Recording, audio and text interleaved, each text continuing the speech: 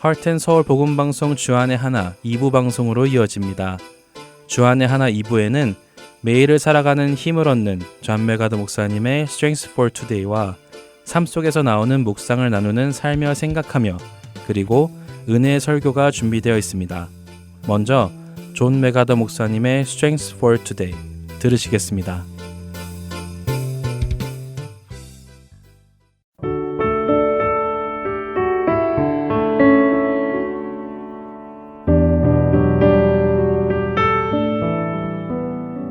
애청자 여러분 안녕하세요. 존 메가더 목사님의 Strength for Today 진행의 유사랑입니다. 우리가 구원받은 성도라는 것을 어떻게 알 수 있을까요? 오늘 우리가 나눌 Strength for Today의 주제는 죄에 대해 민감해지기와 점점 줄어드는 죄입니다. 만일 우리가 하나님과 사귐이 있다 하고 어둠에 행하면 거짓말을 하고 진리를 행하지 아니함이거니와 그가 빛 가운데 계신 것 같이 우리도 빛 가운데 행하면 우리가 서로 사귐이 있고 그 아들 예수의 피가 우리를 모든 죄에서 깨끗하게 하실 것이요. 만일 우리가 죄가 없다고 말하면 스스로 속이고 또 진리가 우리 속에 있지 아니할 것이요. 만일 우리가 우리 죄를 자백하면 그는 미쁘시고 의로우사 우리 죄를 사하시며 우리를 모든 불의에서 깨끗하게 하실 것이요. 만일 우리가 범죄하지 아니하였다 하면 하나님을 거짓말하는 이로 만드는 것이니 또한 그의 말씀이 우리 속에 있지 아니하니라. 요한 1서 1장 6절에서 10절의 말씀입니다. 참된 성도는 자신의 죄에 민감하며 죄를 지을 때 자신의 죄를 하나님께 고백합니다. 성경 전체에서 빛은 진리를 뜻하지요. 반대로 어둠은 거짓이며 죄를 상징합니다. 사도 요한이 하나님은 빛이시라 그에게는 어둠이 조금도 없으시다고 요한 1서 1장 5절에 기록할 때의 의미는 빛과 어둠이 공존할 수 없듯이 하나님은 절대적으로 죄가 없으시다는 것을 설명하는 것입니다. 때로 하나님과 사귐이 있고 죄가 없으며 심지어 자신은 죄를 지은 적이 없다고까지 주장하는 사람들이 있습니다만 사실 그들의 삶은 어떤가요? 그들은 어둠 속에 살고 있으며 자신의 삶에서 죄를 깨닫지 못하고 있지요. 이것이 불신자의 특징입니다. 죄인은 자신이 죄를 짓지 않는다고 착각하며 살아가는 것뿐입니다. 그 이유는 그들은 성경에서 말씀하시는 죄가 무엇인지 모르기 때문이지요. 빛이 어둠에 빛이 돼 어둠이 깨닫지 못하더라 라는 요한복음 1장 5절의 말씀처럼 자신의 죄를 볼 수 없다면 그 사람은 성도가 아닙니다. 참된 성도들은 주님 자신이 빛 가운데 계신 것처럼 빛 가운데 행하며 자신의 죄를 자백합니다. 참된 신자는 하나님과 교제하려면 자신의 죄를 고백하고 하나님 앞에서 대언자이신 그리스도께로 돌아서야 한다는 것도 알고 있습니다. 로마서 7장 14절부터 25절을 보시면 사도 바울은 자신의 삶의 죄악된 현실에 매우 민감했던 것을 알 수 있지요. 우리의 모습은 어떤가요? 여러분은 우리 안에서 벌어지고 있는 영적 싸움을 인식하고 계신지요?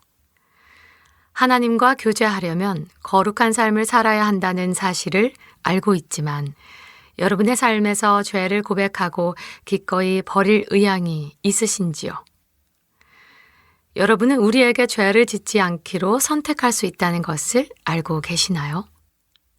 만약 삶에서 죄와 싸우는 데에 지쳐 계시다면 기뻐하십시오. 이것은 우리가 구원을 얻었다는 것을 확신할 수 있는 하나의 모습입니다.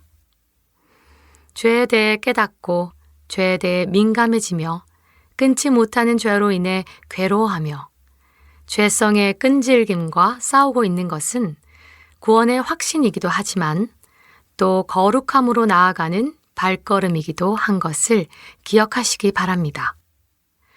그렇게 싸우다 보면 어느새 성도의 삶에서 죄를 짓는 횟수가 줄어든다는 것이 경험되어집니다. 그리고 이렇게 죄의 패턴이 줄어든다는 것은 그의 믿음이 진실하다는 것을 의미합니다. 같은 모양의 디자인이 계속해서 반복적으로 될 때 우리는 그것을 패턴이라고 부릅니다. 죄 역시 마찬가지입니다. 같은 죄의 모양이 반복이 된다면 그것은 패턴이 되어서 우리 삶을 장악합니다. 그 패턴이 반복이 되고 끊을 수가 없습니다. 같은 모양의 죄를 계속 짓는 삶은 구원과 함께 할 수 없습니다. 죄에서 구원받은 후에도 죄의 패턴이 계속 나타난다면 그것은 구원이 그 사람의 삶에 아무런 효과가 없다는 것을 의미하기도 합니다. 요한 1서 3장은 그리스도의 구원이 어떻게 이루어졌는지를 말씀하시며 그 구원이 죄에 어떤 영향을 끼치는지 보여줍니다. 5절에 따르면 그리스도는 죄를 없애기 위해 나타나셨다고 하십니다. 그런데 만약 누군가 나도 그리스도의 구원을 얻은 신자입니다. 그의 구원의 효과가 나의 삶에 영향을 끼치고 있습니다. 라고 말하면서도 계속해서 이전에 지었던 죄를 짓고 있다면 그는 예수님께서 이 땅에 오신 목적을 거부하는 것이나 다름없습니다. 예수 그리스도는 죄의 반복적인 지독한 속성과 죄로 인해 생겨나는 결과, 즉 사망을 없애기 위해 죽으셨습니다. 예수님의 사망과 부활로 인해 우리는 그분 안에 거할 수 있게 되었고 이로 인해 하나님과 새로운 관계를 맺게 될 수 있었습니다. 때문에 우리는 더 이상 죄의 영원한 노예가 아니라 선을 행할 수 있는 선택의 자유의지와 능력을 갖게 되었지요. 우리는 항상 죄에 대해 예민하고 민감하게 반응할 것이지만 그리스도께서 여러분 안에 거하심으로 시간이 지날수록 같은 죄와의 싸움은 줄어들고 죄는 우리의 삶에서 점점 더 패턴이 되지 않을 것입니다. 요한일서 3장 9절을 읽어드리겠습니다.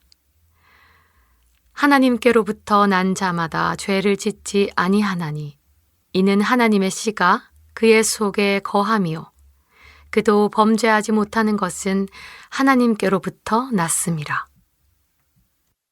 사도 요한은 성도들이 성령으로 새롭게 태어났다는 사실을 상기시켜 줍니다. 여기서 씨앗은 새로운 본성 또는 새로운 삶의 성향을 의미하는데요. 식물의 씨앗이 토양에 놓이면 독특한 종류의 생명을 낳는 것처럼 신성한 씨앗은 죄의 지배를 종식시키는 의로운 생명을 여러분 안에 낳습니다. 그리고 그 씨앗은 결코 죽지 않습니다. 베드로전서 1장 23절에는 썩지 않는다라고 말씀하시죠. 여러분이 진정한 성도라면 이 모든 것은 여러분께 어떤 의미일까요? 그것은 여러분이 이제 거룩한 애정을 가지고 있기 때문에 여러분의 삶에서 죄의 패턴이 감소하는 것을 보게 될 것임을 의미합니다. 구속받지 못한 육체가 여전히 존재하기 때문에 죄가 없어진다는 의미는 아닙니다. 올바른 동기, 올바른 욕망, 올바른 말, 올바른 행동으로 의를 실천할수록 죄를 덜 짓고 자신이 하나님의 자녀임을 더 확신할 수 있다는 뜻입니다. 여러분은 하나님의 자녀임을 확신하십니까? 오늘 Strength for Today 마칩니다. 안녕히 계세요.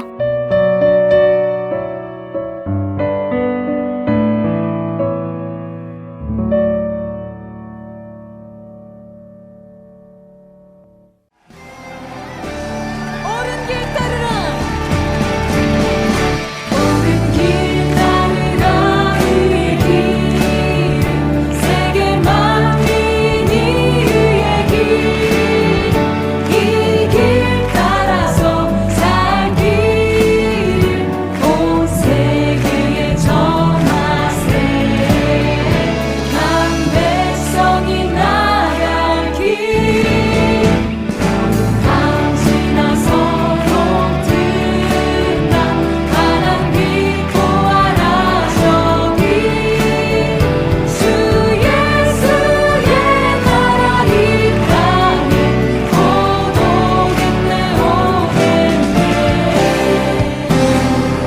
주 예수 따르라 주 예수 따르라 승리해 주 세계 만민이 돌아가 길과 진리 용참 생명 내 창검을 부수고 다 따르라 화평과 어둠 밤 지나서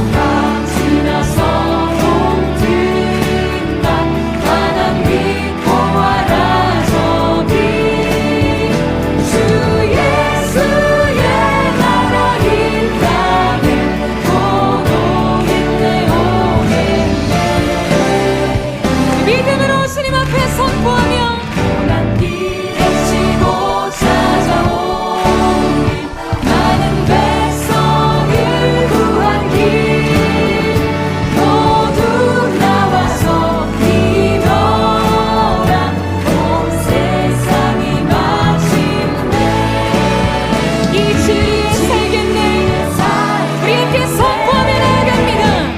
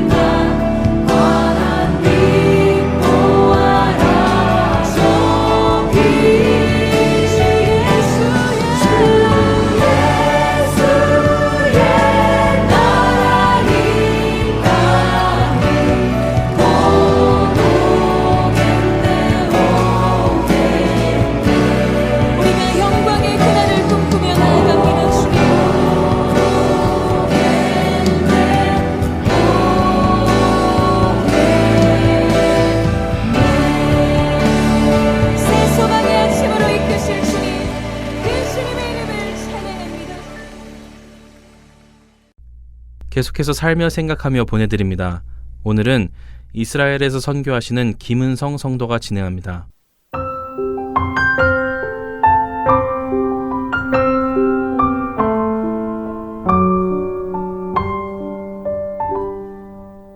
저희 가족은 작년 10월부터 이스라엘에서 살고 있습니다. 이스라엘로의 부르심을 확인한 후 저희는 비자를 받을 수 있는 방법을 알아보았습니다. 그리고 하나님께서는 이스라엘 북쪽, 성경에서는 갈벨산으로 알려진 하이파라는 도시에 있는 대학에서 학생 비자를 받을 수 있음을 알게 하셨고, 마침 제가 미국에서 했던 간호일과 연관성이 있는 공공보건 석사 과정이 영어로 진행됨을 알게 되었습니다. 그 과정을 신청하자 일주일 만에 입학 허가서를 받았고, 이후에 저와 가족은 하나님의 인도하심으로 학생 비자를 받아 이스라엘로 들어오게 되었죠.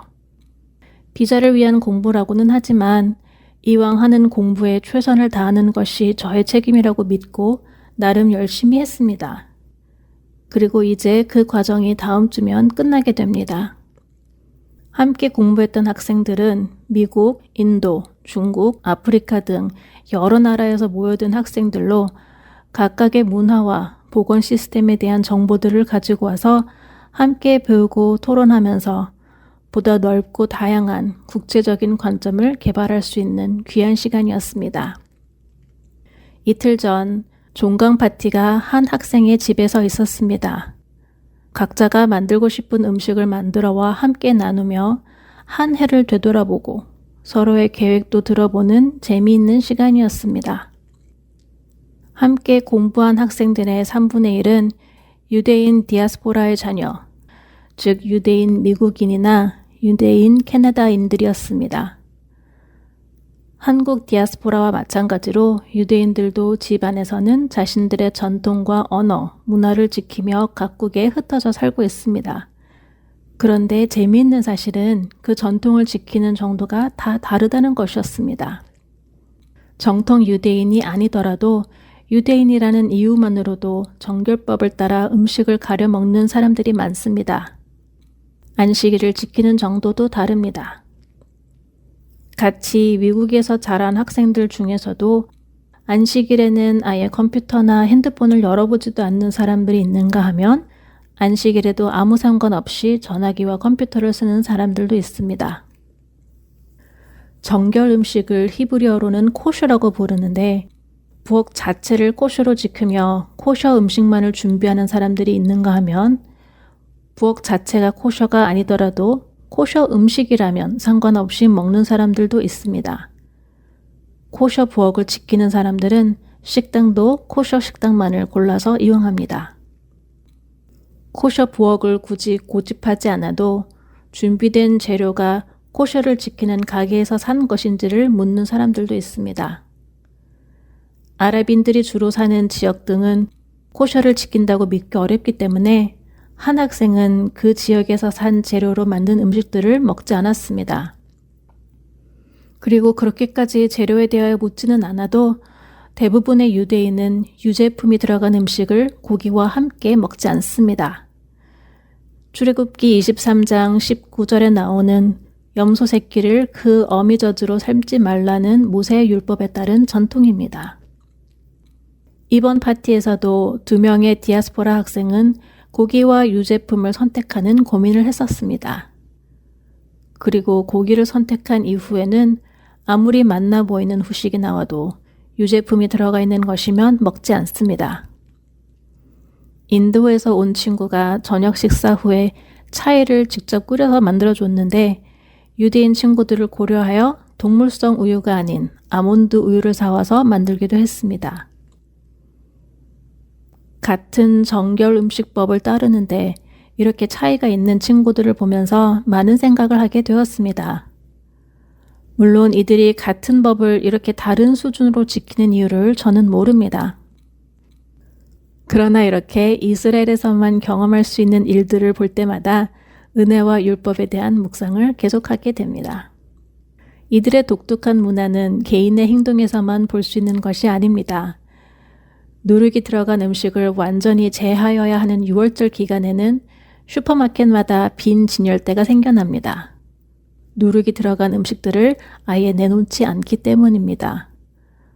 비우기 못한 진열대는 천으로 가려놓습니다. 안식일이 시작되는 금요일에는 많은 가게들이 3시 정도에 문을 닫습니다. 집으로 돌아가 안식일 저녁을 준비할 수 있도록 하기 위함입니다. 안식일에는 대중교통이 없어서 차가 없는 우리 같은 사람들은 그것을 감안하여 계획을 세워야 합니다. 또한 이들의 하루 개념은 전날 해질 때부터이기 때문에 그것 또한 생각해야 합니다. 즉, 정작 안식일은 토요일이지만 금요일 저녁부터 기차는 끊기고 버스의 배차가 길어지기 때문에 금요일 오전 중에 일을 마치거나 다른 날에 일 처리를 하러 나가는 것이 마음 편합니다. 이렇게 생활의 불편함을 감수하는 이들의 율법 지키기는 가히 존경할 만합니다. 이들의 문화 속에서 살면서 편안했던 미국과 한국에서의 제 신앙생활을 돌아보기도 했습니다. 이렇게 공통적인 부분이 있기도 하지만 이러한 율법을 지키는 정도가 개개인마다 제각각이기도 합니다. 이것이 자신들의 편의 때문인지 종교적인 색깔에 의한 결정인지 저는 잘 모릅니다. 다만 이들의 모습을 보면서 제 자신을, 저의 신앙을 다시금 돌아보게 되었습니다. 예수님의 십자가의 공로로 인해 우리는 은혜로 살아가기에 이제 더 이상 모세의 율법을 지키며 살지 않아도 됩니다. 그래서 지금도 모세의 율법과 그 해석된 것들을 지키며 살아가는 유대인 사회 혹은 이곳 이스라엘에서의 경험하는 유월절, 안식일 등의 경험은 신기하게 느껴집니다. 구약의 이러한 절기나 율법은 다른 국가에서 크게 적용되지 않기 때문입니다. 하지만 이들처럼 모세의 율법과 절기는 지키지 않더라도 우리에게는 여전히 거룩한 하나님을 섬기고 거룩한 아버지의 자녀로 부르심을 받은 거룩한 자들로 살아야 할 책임이 있습니다. 우리 그리스도인들은 세상과 구별될 뿐 아니라 소금과 빛으로 살아감으로 이 세상을 그리스도께로 인도하는 사명을 가지고 사는 사람들입니다. 그런데 은혜를 너무 강조하다 보니 거룩에 대한 책임에 소홀해진 것 같습니다. 저의 모습을 가만히 들여다보면 거룩에 대한 생각 없이 살아가고 있는 경우가 있음을 보게 됩니다. 소금과 빛으로 살아가기는커녕 그나마 율법을 열심히 지키는 이들의 삶을 율법만 있고 중심에 하나님은 없는 자들이라고 판단하기만 하고 있었습니다. 이들은 율법을 지키는 것으로라도 하나님을 향한 열심을 가지며 살아갑니다. 하지만 정작 저는 얼마나 하나님에 대한 열심으로 살아가고 있는가? 이들은 외형적인 모습만 지킬 뿐 하나님의 마음을 모른다고 정죄하기에 바빴건만 정작 저는 얼마나 하나님의 마음을 알면서 살아가고 있는가? 말씀을 읽고 기도를 하면서도 그 묵상이나 기도의 내용이 나와 내 가족의 안일과 형통만을 추구하고 있다면 저는 과연 하나님의 마음을 알고 있다고 자부할 수 있는 걸까? 다른 이들의 잘못된 행동을 찾아내는 것에는 빠르면서도 내 자신이 하나님의 뜻과 마음을 외면하고 있는 사실에 대해서는 눈이 멀어 있는 것은 아닌지 제 자신을 돌아보고 회개해보는 시간을 가져봅니다. 너희는 세상의 소금이니 소금이 만일 그 맛을 잃으면 무엇으로 짜게 하리요? 후에는 아무 쓸데없어 다만 밖에 버려져 사람에게 밟힐 뿐이니라. 너희는 세상의 빛이라. 산 위에 있는 동네가 숨겨지지 못할 것이요. 사람이 등불을 켜서 말 아래에 두지 아니하고 등경 위에 두나니 이러므로 집안의 모든 사람에게 비치느니라. 이같이 너의 빛이 사람 앞에 비치게 하여 그들로 너희 착한 행실을 보고 하늘에 계신 너희 아버지께 영광을 돌리게 하라. 마태복음 5장 13절에서 16절의 말씀입니다. 오늘의 예배 속에서 하나님의 거룩하심을 찬양하고 나의 삶이 온전히 하나님의 거룩함으로 가득하기를 기도하면서 이러한 삶이 얼마나 어려운 것인지를 다시금 절감했습니다. 그 사실을 알면서도 그 거룩한 삶을 위해 몸부림치는 시간이 점점 줄어들고 있음도 보게 됩니다. 이런 모습으로 이들의 율법적인 삶을 저는 비판할 자격이 없습니다. 이러한 이들의 모습을 통하여 계속적인 자극을 받고 하나님의 거룩한 딸로 살아가는 투쟁을 계속적으로 할 수 있기를 바랄 뿐입니다. 정죄와 비판이 아니라 이들과 함께 하나님께로 가까이 나아갈 수 있는 빛과 소금의 삶을 살 수 있기를 기도합니다.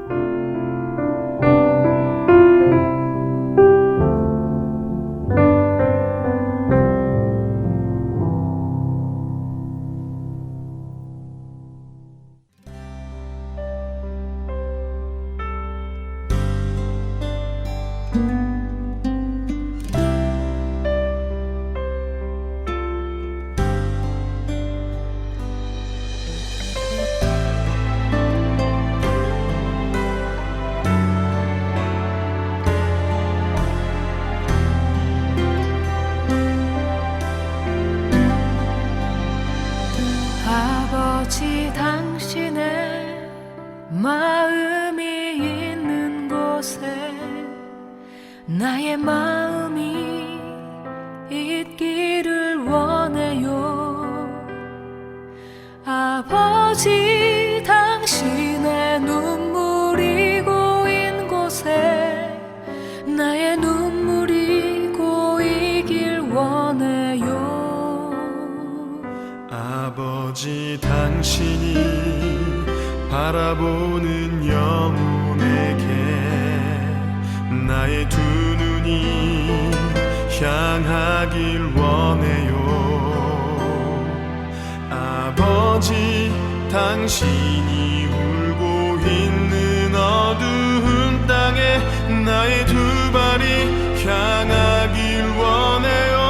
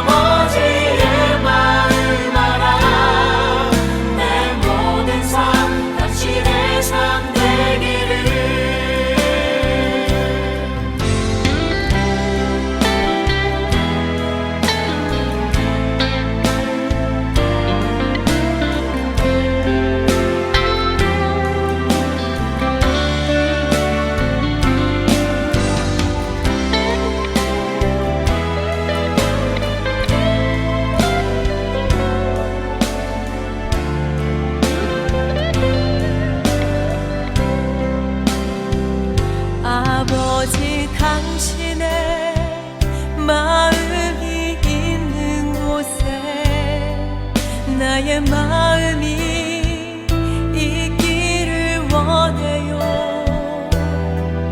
아버지 당신의 눈물이 고인 곳에 나의 눈물이 고이길 원해요.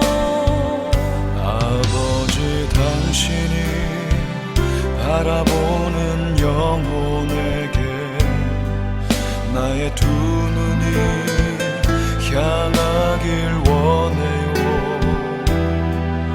아버지 당신이 울고 있는 어두운 땅에 나의 두 발이 향하길 원해요.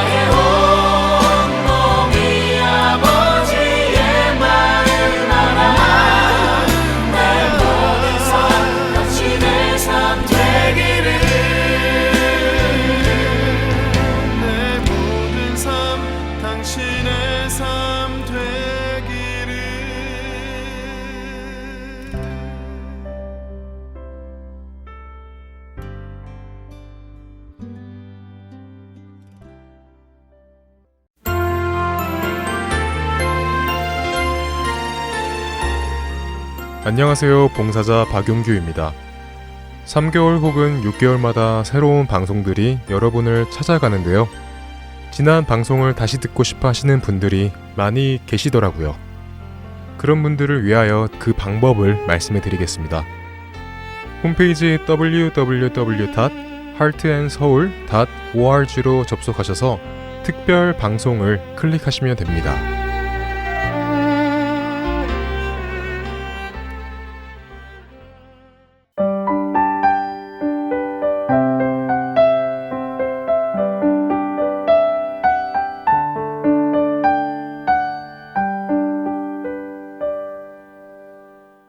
은혜의 설교 말씀으로 이어드립니다.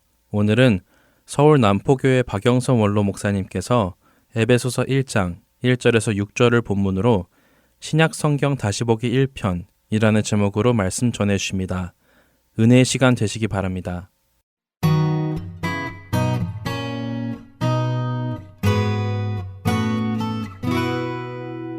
하나님의 말씀을 봉독하겠습니다. 에베소서 1장 1절에서 6절까지의 말씀입니다. 신약성경 310면에 있습니다. 하나님의 뜻으로 말미암아 그리스도 예수의 사도된 바울은 에베소에 있는 성도들과 그리스도 예수 안에 있는 신실한 자들에게 편지하노니 하나님 우리 아버지와 주 예수 그리스도로부터 은혜와 평강이 너희에게 있을지어다. 찬송하리로다. 하나님 곧 우리 주 예수 그리스도의 아버지께서 그리스도 안에서 하늘에 속한 모든 신령한 복을 우리에게 주시되 곧 창세전에 그리스도 안에서 우리를 택하사 우리로 사랑 안에서 그 앞에 거룩하고 흠이 없게 하시려고 그 기쁘신 뜻대로 우리를 예정하사 예수 그리스도로 말미암아 자기의 아들들이 되게 하셨으니 이는 그가 사랑하시는 자 안에서 우리에게 거저 주시는 바 그의 은혜의 영광을 찬송하게 하려는 것이라. 아멘. 이 에베소서는 사도 바울이 기독교 신앙의 아주 중요한 이해를 우리에게 소개하고 있습니다.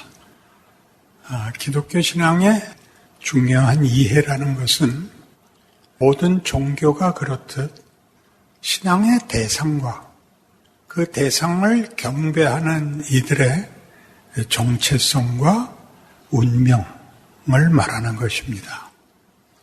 우리가 종교에서 보통 바라는 것은 도덕성과 성실함을 대부분 그 목적으로 하고 있는데 오늘 에베소서에서 보듯이 우리 기독교 창조주 하나님은 우리를 창조할 때 우리가 하나님의 영광의 찬송이 되는 것을 목적했다고 말합니다.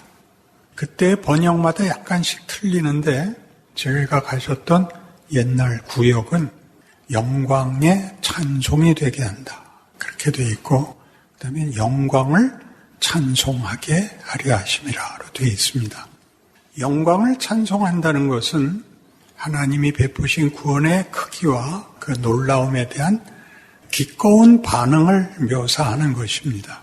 하나님께 감사하는 것이지만 그것은 의도에 아직 좀 못 미칩니다. 하나님의 구원, 하나님의 복주심, 하나님의 허락한 영광 같은 것들을 이렇게 기뻐하고 주신 하나님께 감사하는 그런 차원보다 더 크게 우리가 하나님의 영광의 꽃이라 그러는 것입니다. 그건 다르죠? 하나님의 영광은 우리가 없이는 혼자서 영광을 완성하지 않겠다. 그런 뜻이니까 기독교에서 말하는 구원, 창조, 심판은 전부 하나님이 창조하신 그 성경 표현대로 그의 형상으로 지으신 인간들과 관계적 또 그 기쁨과 영광의 차원에서 서로가 말하자면 대등한 관계를 약속하는 셈입니다. 이 대등하다는 것은 우리의 성경에서 사랑이나 믿음이라는 말이 등장하는 이유가 됩니다. 존재론적으로는 우리가 하나님과 같은 지위일 수 없으나 관계성에 있어서 하나님은 우리에게 이런 대등해야만 성립이 되는 믿음과 사랑을 목적하고 있다. 이렇게 말하는 것이 기독교인 것입니다. 그래서 지금 이 에베소서 1장에 나오는 하나님의 목적, 인류를 향한 운명이 하나님의 영광을 찬송하는, 하나님의 영광의 찬송이 되는, 하나님의 영광의 꽃이 되는 이 얘기들을 바울은 옥중에서 하고 있습니다. 그러니까 이 대조는 굉장히 중요한 것이죠. 예수를 믿는 일에 가장 복된 운명을 그가 억울한 옥살이를 하는 현실 속에서 써야 한다는 것은 무슨 말인가 하는 것이죠. 우리는 바울이 하나님 앞에 부름을 받기 전에는 예수 그리스도를 믿는 자들을 박해하러 다닌 사람이었다 하는 것을 기억해야 합니다. 근데 그는 권력을 가졌고 정죄와 형벌을 요구하는 입장에 있었는데 사도가 된 후에는 오히려 그런 권력과 그런 정죄의 피해자가 된 입장에서 오늘 보는 것과 같은 성경의 약속, 하나님의 창조와 구원의 목적, 인간이라는 존재의 운명과 정체성을 말하고 있습니다. 바울은 그 부름을 받을 때 담의 세계까지 가서 예수 믿는 자들을 핍박하는 권세를 가지고 가다가 예수를 만납니다. 예수님이 바울을 부르는 장면도 뜻밖이고 그때 나눈 대화도 뜻밖입니다. 바울이 묻죠. 당신은 누구십니까? 예수님의 대답은 나는 네가 핍박하는 예수다. 왜 이런 상황에서 그를 부르는지, 사도가 되는 소명을 최악의 경우 무지한 정도가 아니라 이렇게 반대 입장, 핍박하는 지경까지 놔두었다가 그 조건 속에서 불러내는가 하는데 성경의 가르침이 있습니다. 그는 그의 소명이 사도행전 9장에서도 예수님이 그에게 너는 모든 족속과 임금과 왕들 앞에 하나님의 뜻을 전하기 위한 사도로 보냄을 받는다. 네가 많은 고난을 겪을 것이다 하는 것을 말하자면 약속합니다. 그리고 사도행전 26장에서는 그 예루살렘으로 돌아와 체포되어 유대인들이 가지는 종교와 다른 신을 섬기는 자라는 핍박 속에 이제 시저 앞에 재판받을 것을 요구해서 이제 로마로 떠나게 되는데 그 직전에 당시의 분봉왕 아그리빠와 총독 베스도 앞에서 그 재판을 받는 장면이 나옵니다. 거기서 아그리빠나 베스도는 이해할 수가 없는 것입니다. 이렇게 멀쩡한 사람이 십자가에 죽었다는 것은 로마 세계에서 로마 시민권자들에게는 절대 행하지 않는 열등한 민족에게만 그리고 최악의 경우에만 주어지던 형벌을 받은 일을 증언하고 다닌다는 사실에 대하여 너 미친 것 아니냐라는 말도 듣게 되고 마지막으로 도대체 네가 하고자 하는 말이 뭐냐? 바울이 이렇게 얘기합니다. 이 쇠사슬에 묶인 것을 빼고는 두 분이 다 나와 같기를 원합니다. 이렇게 얘기합니다. 원래 세상에서는 어떤 좋은 것을 얘기하려면 그게 꼭 권력의 뒷받침이 있어야 됩니다. 왜냐하면 세상은 뺏어야 자기께 생기는 질서 속에 있기 때문입니다. 어떤 율법사가 예수님께 물었었죠. 계명 중에 제일 중요한 것이 무엇입니까? 그러자 예수님께서 10계명을 2개로 이렇게 나누어서 그 모든 율법의 최고의 요약, 핵심을 이렇게 말씀하셨습니다. 네 마음과 뜻과 정성을 다하여 주 너의 하나님을 사랑하라. 둘째는 네 이웃을 내 몸과 같이 사랑하라. 이렇게 가르쳤습니다. 굉장한 가르침인 것이 이 둘을 우린 할 수가 없습니다. 우리의 신은 사랑의 대상이 아니고 또 그 보상이 사랑 정도가 아니고 힘이어야 되는 세상을 살고 있습니다. 우리는 경쟁 사회에서 이겨야 됩니다. 그리고 더 해야 됩니다. 내 필요를 채우려면 이웃의 것을 뺏어야 됩니다. 세상에서는 자유경쟁이라고 표현하지만 말하자면 우리는 스스로 우리의 필요를 채울 수 없습니다. 이런 세상에 예수님이 오셔서 우리를 영광으로 불렀다고 얘기를 합니다. 우리의 영광은 싸워서 이기는 영광인데, 승리와 경쟁에서의 승자의 몫인데, 예수는 죽음으로 영광을 우리에게 증언하고 있습니다. 여기가 바로 우리 모두가 신앙생활을 하면서도 우리의 믿음이 권력이 되기를 바라는, 끝까지 떨쳐버리지 못하는 대목일 것입니다. 사랑이 뭐길래 이런 모든 것, 힘과 경쟁에서의 승리를 제외하고 사랑을 제시할 수 있는가 하는 것이 우리의 가장 중요한 질문이어야 됩니다.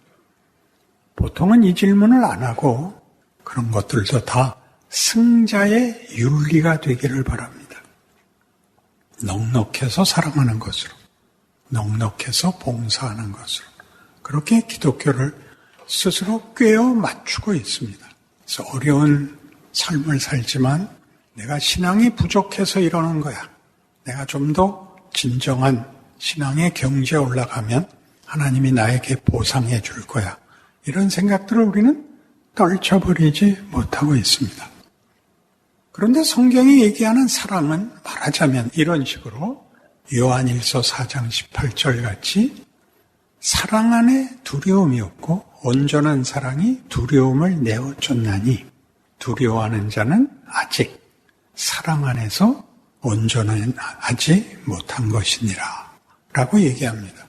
두려움이 왜 사랑을 설명하는 데 있을까요? 우리는 조금 전에 본 바와 같이 인간은 하나님을 외면하고 떠난 순간부터 경쟁 질서밖에 남은 게 없습니다. 그러나 하나님이 하려고 했던 건 뭐냐 하면 이 사랑의 교제입니다. 거기엔 뭐가 특별하게 대조가 되느냐? 거기엔 폭력이 없다 이겁니다. 폭력이 없다는 것은 관계를 맺고 존재하는 문제에 사랑이란 이 공포, 이 경쟁, 이 싸움이 없는 관계를 말합니다. 우리의 신앙마저도 그것이 윤리가 되고 그것이 명분이 될 때 대부분 기독교적 핵심되는 이해를 놓치는 게 뭐냐 하면 분명히 성경이 말하는 명분을 제시하는데 거기 아직도 공포가, 폭력이 있다는 거죠. 여러분들도 많이 들었고 써먹었던 말 중에 교회에서 제일 많이 쓰는 우리의 용어인데 내용이 우리 것이 아닌 것이 있습니다. 우리 교회는 사랑이 없어. 이런 말을 무심코 합니다. 무슨 뜻일까요? 당신은 왜 기도 생활을 하지 않아? 이런 말을 무슨 권리로 하나요? 이런 것들을 우리는 제 질문이 오히려 더 당황스럽죠. 예수를 믿는 것이 권력이 되고 명분이 되어 내가 누구에게 뭐라고 할 수 있다고 생각을 하죠. 누구에게 뭐라고 하는 것이 기독교 신앙의 본체가 아니라 기독교 신앙은 내가 나가 되는 것입니다. 내가 나가 된다는 것은 하나님이 우리를 하나님의 상대역으로 만들었다는 걸 아는 것입니다. 하나님은 다윗이 열심내서 한 헌신, 기도에, 소원에 이렇게 답변하시죠. 나는 궁궐에서 사는데 저 법궤는 천막 속에 있습니다. 내가 하나님을 위해서 성전을 짓겠습니다. 그러자 하나님이 나타나셔서 뭐라고 꾸짖으시냐 하면 어떻게 내 필요를 네가 채우냐. 우린 도대체 하나님께 내가 뭘 해드릴 테니까 나에게 뭘 주십시오라는 상거래를 하고 있느냐 하는 것입니다. 하나님은 우리를 하나님의 기쁨으로 삼으며 그 기쁨이 이렇게 둘 간에 일어나는 관계성, 우리 음악을 늘 내가 인용하는데 혼자 아무리 노래를 잘 불러도 혼자는 화음이 생기지 않는다. 그건 상대가 있어야 된다. 하나님은 우리와 이런 관계, 이런 화음, 이런 예술, 성경이 얘기하는 영광으로 우리를 부르고 있습니다. 그 성경은 계속 사랑을 얘기할 때마다 그게 어떻게 공포와 다른지, 어떻게 폭력이 될 수 없는지를 너무나 신약 성경에서 많이 언급합니다. 우리 갈라디아서 5장 22절 이하에 있는 성령의 열매를 보십시오. 성령의 열매는 사랑과 희락과 화평과 오래 참음과 자비와 양선과 충성과 온유와 절제. 그러니까 하나님이 우리를 예수 안에서 불렀다고 얘기할 때 더 계속 우리가 나갈 것이지만 에베소 1장 3절에서 6절에 있는 내용은 영광의 찬송으로 영광의 꽃으로 부르는 것은 예수 안에서라고 매 절마다 그리스도 안에서 그리고 사랑 안에서입니다. 예수 안에서라는 것은 우리가 알고 있듯이 신이 우리를 붙들기 위하여 우리의 자리까지 내려온 것이고 죽음마저도 동참하신 사건입니다. 하나님은 우리라는 존재를, 우리라는 정체성을, 인간의 운명을 이렇게 하나님이 함께 하겠다고 역사에 개입하시고 증언하신 것이 기독교입니다. 우리는 끝없이 우리의 인생 속에 등장하는 여러 시험 속에서 허우적거립니다. 그러면 하나님이 우리를 사랑하시고 이런 운명을 약속하셨다면 왜 인생이 고달프냐? 이 답도 성경에서 찾아야죠. 왜 고달프냐? 우리는 생존 경쟁이라는 세상 질서 속에서 큽니다. 세상이 이웃에게서 뺏어가겠다고 하는 것들이 진정한 가치가 없다는 걸 배우는데 일생이 걸립니다. 그건 하나씩 배워가는 것입니다. 미워해야 되고 싸워야 하고 저주해야 되는 것들이 인간에게 아무 쓸모가 없다는 걸 실제로 배우는 수밖에 없습니다. 하나님이 오래 참으셔서 우리를 만드십니다. 우리를 편안한 기쁨의 순진한 대상으로 요구하는 것이 아니라 주고받는 대상으로 요구하기 때문입니다. 여러분들 손자, 손녀를 낳아보시면 애들이 안 크기를 바랍니다. 즉 크면 말 안 듣거든요. 그러니까 이쁜 게 오래 가기를 바라는데 애가 안 크면 여러분 최고의 걱정을 해야 되죠. 여러분의 자식이나 손주가 거짓말을 안 하면 병원에 가야 됩니다. 거짓말이란 다만 나쁜 것에 불과한 것이 아니라 크면 산다는 것을 정직한 것으로 다 표현할 수 없다. 정직한 것으로 다 극복할 수가 없다는 걸 아는 것입니다. 우린 거짓말을 하고 거짓말을 해서 넘어간 일들이 우리에게 독이 된다. 우리를 불명예스럽게 만든다는 것들을 배웁니다. 후회도 하고 수치를 배워야죠. 명예를 깨우쳐야 합니다. 이런 갈라디아서 5장 같이 고린도전서 13장에서도 사랑은 어떻게 등장하냐 하면 그것은 환상이 아니다. 그것은 능력도 아니다. 그리고 그건 열정도 아니다. 뭐냐? 오래 참는 거다. 왜 그러죠? 사랑이 왜 오래 참아야 되죠? 사랑은 혼자 하는 것이 아닙니다.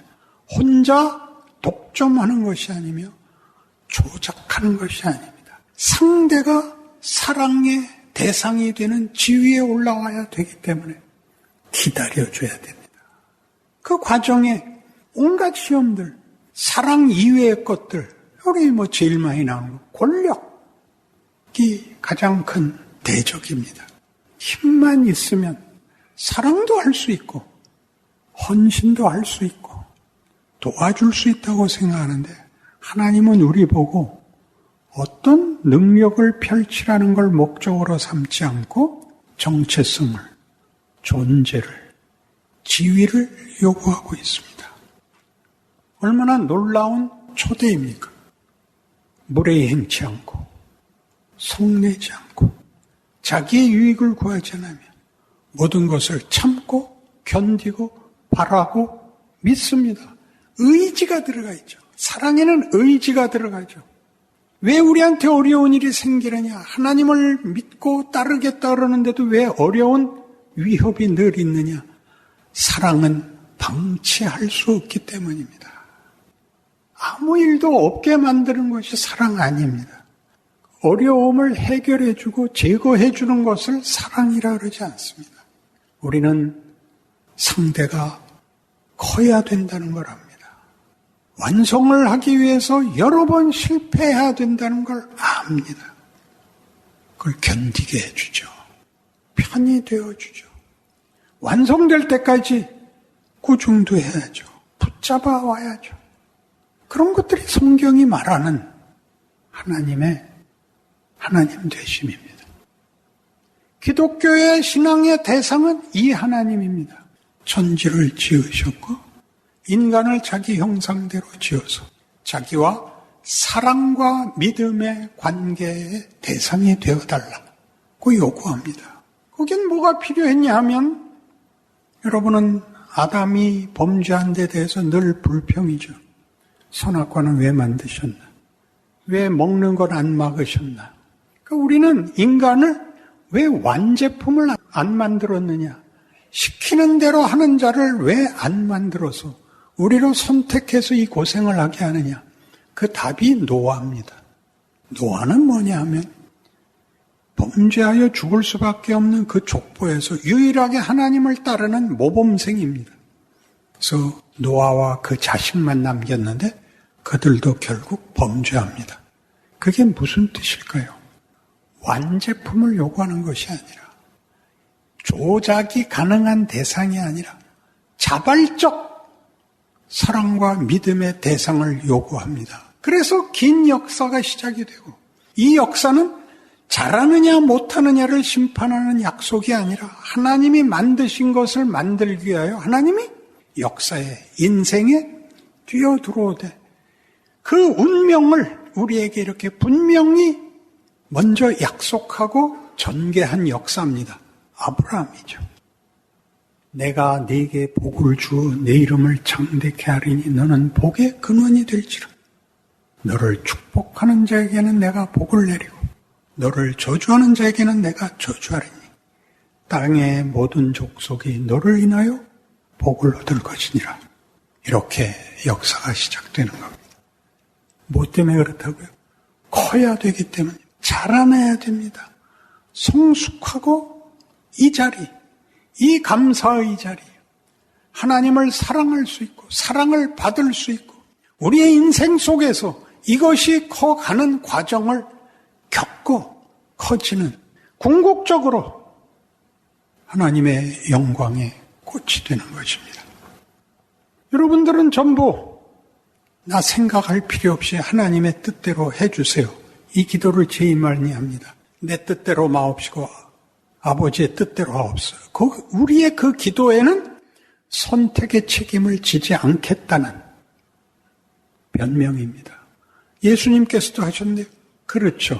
아버지의 뜻을 따르겠다가 뭐였어요? 십자가라고. 이 잔을 내게서 비켜주옵소서.